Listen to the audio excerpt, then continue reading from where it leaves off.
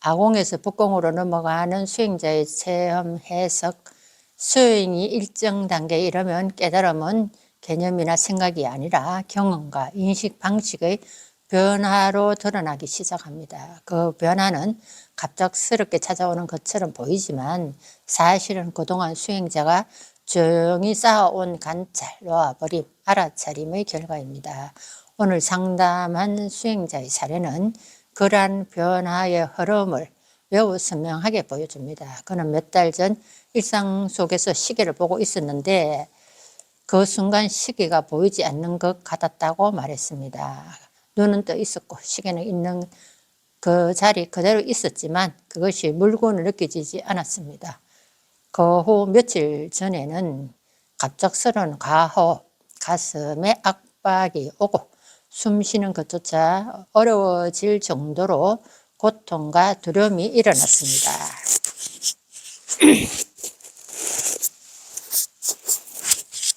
그러나 그 감정과 반응을 억누르지 않고 단지 알아차림 속에 두자 4일 정도 지내자 그 증상은 자연히 사라졌습니다.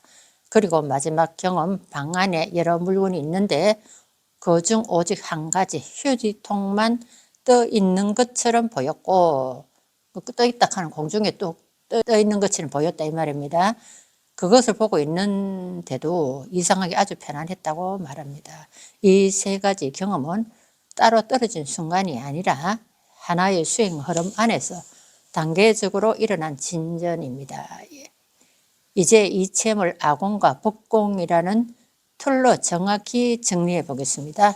첫 경험, 시계가 사라진 것처럼 보였다. 시계가 사라졌다입니다.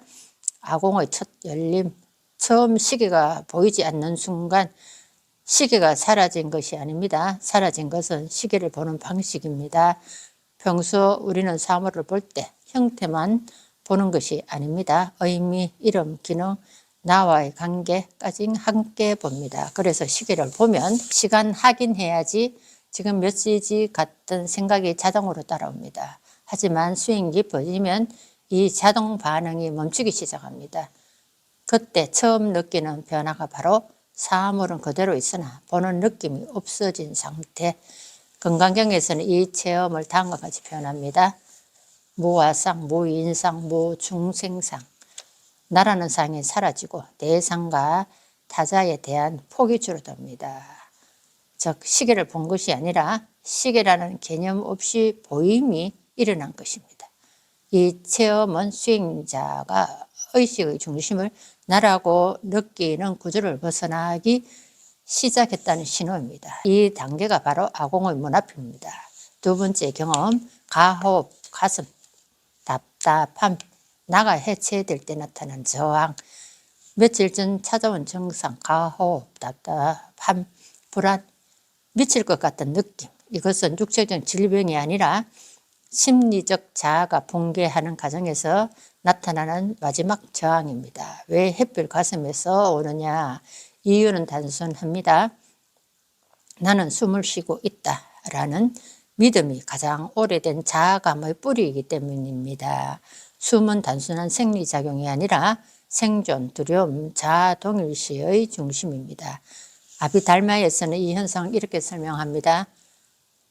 행음동 식음포라. 호흡이 흔들리면 의식은 두려움을 느낀다. 즉 몸이 위험한 것이 아니라 나라는 관념이 두려움을 느낀 것입니다. 그리고 이 수행자는 중요한 선택을 했습니다. 밀어내지 않았고 눌러버리지 않았고 도망가지 않았고 그냥 보고 있었습니다.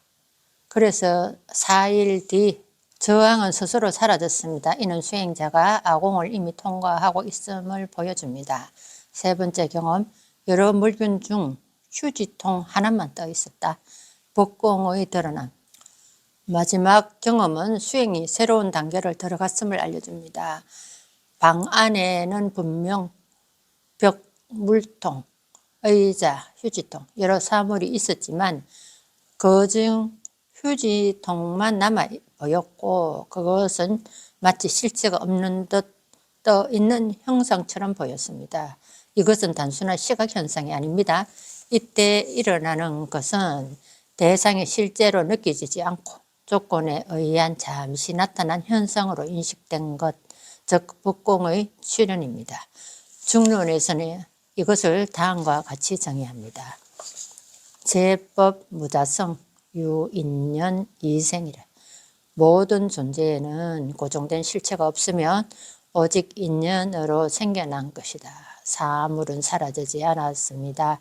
단지 실제가 사라졌을 뿐입니다. 그때 수행자는 말합니다. 이상하게 아주 평온했습니다. 그 이유는 단순합니다.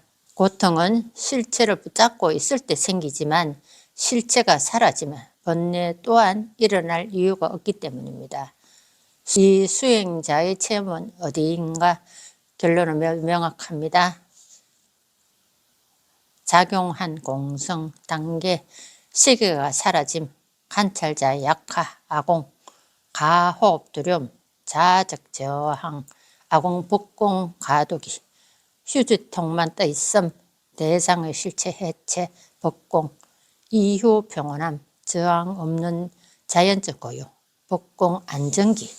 즉, 이 수행자는 아공을 지나 복공의 문 안으로 이미 들어선 상태입니다. 마지막 한 문장, 나가 사라진 뒤에 남은 세계는 있지만 실체가 없으며 그 자리에서는 고요는 지혜로 바뀐다. 비구니 스님께서는 포항 오천 옆에 이제 도인이 한 사람 났습니다. 여러분 체험을 하지 않으면 도인을 알아볼 수가 없어요. 아마 그 신도들도 스님을 못 알아볼 거예요. 어쨌든 제가 봤을 때는 얼굴이 밝았어요. 마음이 없었어요. 마음은 좋다 나쁘다 싫다 분별하는 그 마음이잖아요. 스님이 처음에 본인 수행 얘기를 별로 안 했어요. 언제부터 그랬냐, 한 30대부터 경을 그렇게 읽었대요. 그리고 절을 많이 하고, 뭐 하루에 1000배씩 출근하기 전에 무조건 읽고 새벽 2시에 일어났대요. 절하고. 절에까지 예를 들어 어느 우리가 집에서 어느 절에를 가잖아요. 이거 시간이 있잖아요. 그 시간에 아까워서 집에서 절을 했다는 거예요. 참 수행자가 다르죠. 그래서 원체 기도하는 걸 좋아하시고 해서 출가를 하셨어요. 기도를 끊임없이 하셨어요.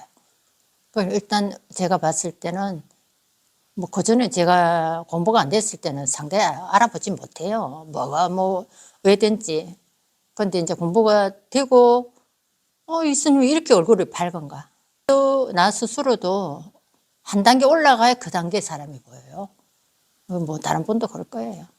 뭐 상상도 할 수 없어요. 뭐 그 다음 단계는 뭔지는 경험이 없는데 어떻게 생각을 만들어내겠어요?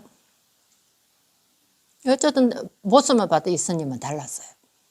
그 하둔을 놓치지 않고 있었고 아주 훌륭한 스님입니다.